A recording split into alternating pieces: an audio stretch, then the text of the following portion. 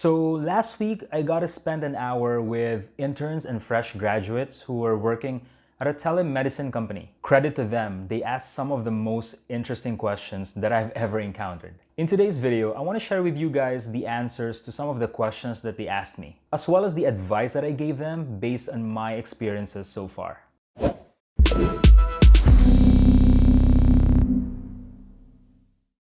Hi, my name is Jason and welcome to Better Today, a place where young leaders like you come for work-life motivation and inspiration. If you're new to the channel, hit that like button and remember to subscribe. It helps the channel grow and I appreciate it. Do stay until the end of this video and watch out for today's question of the day. In the middle of the pandemic last year, there were more than 1.5 million young people between the ages of 15 to 24 who had no work here in our country. Only about 150,000 youth actually joined the workforce. That is a very small number if you consider that our country's population is more than 100 million people. The challenge is that we are producing a lot of fresh grads, but they are competing for fewer jobs, and many companies in the country let go of employees or are still in freeze hire mode because of the pandemic. So if you're a fresh grad or you are doing your internship, what should you do? How should you plan the first moves of your career given this situation? I don't have all the answers, but I do have some thoughts on how you can get started. The first thing that you might want to do is to rethink what your college degree means. The Philippines produces anywhere from 500,000 to almost 800,000 fresh grads every year. From that huge number, about 20% struggle to find a job. One of the questions that I was asked was, how can you get into these in-demand jobs if what you studied in college was completely different? For example, there are thousands and thousands of students in the Philippines who are taking up nursing. But some of the most in-demand jobs right now are centered around digital marketing or BPOs. My advice to them was to not focus solely on what is written on their degrees, but instead to focus on the skills that they learned while they were studying for that degree. Let me explain using my own university journey as an example. I wanted to be a diplomat at the time, and so studying this made a lot of sense. The thing is, I kind of ended up in marketing and advertising, and I've got to say, it's turning out to be a pretty fulfilling career. So while on the surface, it seems like international relations and marketing and advertising have nothing in common, my international relations degree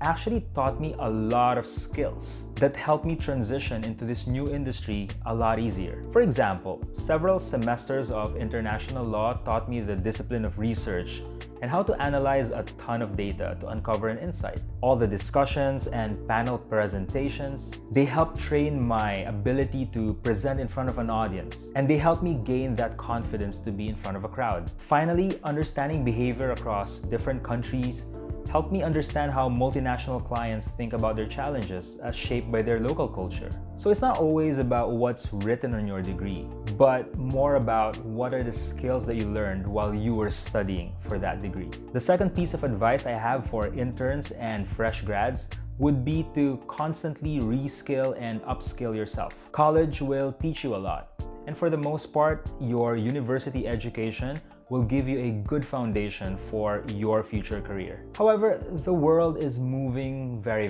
fast. Jobs can and will disappear as technology advances. For example, when I started out in digital marketing nearly 10 years ago, social media managers were the ones responding to all customer queries on social media. Then about 5 or 6 years ago, BPO companies got in on the app. They were more efficient and they were a lot faster than social media managers when it comes to responding to queries and concerns. So social media managers kind of split up their careers, and some of them went to strategy like me, some went deeper into content creation, and some others went into becoming analysts. Then in the last few years, we're seeing chatbots take over the job again. What you will want to do is to approach your career growth from two angles. On one hand, you want to learn as many general skills as you can. These can include presentation skills, the ability to negotiate well, and even sales skills. These skills might seem generic, but the beauty about them is that you can transfer them from one industry to another. On the other hand, you also want to learn specialist skills to make you more competitive in a crowded job landscape. As I've learned in my career, it pays to go a mile deep on a topic, an inch wide. This simply means that you will want to aim to be an expert or nearly an expert on a topic that not so many people know about.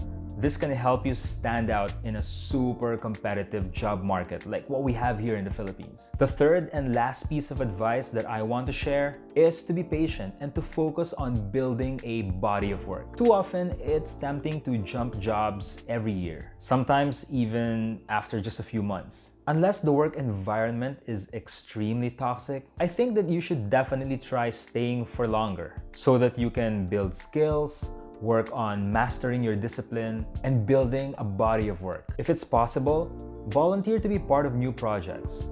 This can teach you how to handle high pressure or unfamiliar situations. Try to take on work that few people can or want to do as well. This is a very good way to challenge yourself, as well as a great opportunity to shine when you do a good job. And after some time has passed and you look back, you will have a body of work full of valuable experiences and how you've applied what you've learned. If this video helped you and you learned something, make sure to hit that like button and remember to subscribe. Today's question of the day is, if you were in my shoes, what advice would you give interns and fresh grads? Let me know in the comments below. I might use your answers in the future. Thank you so much for watching. My name is Jason, and may your career be better today.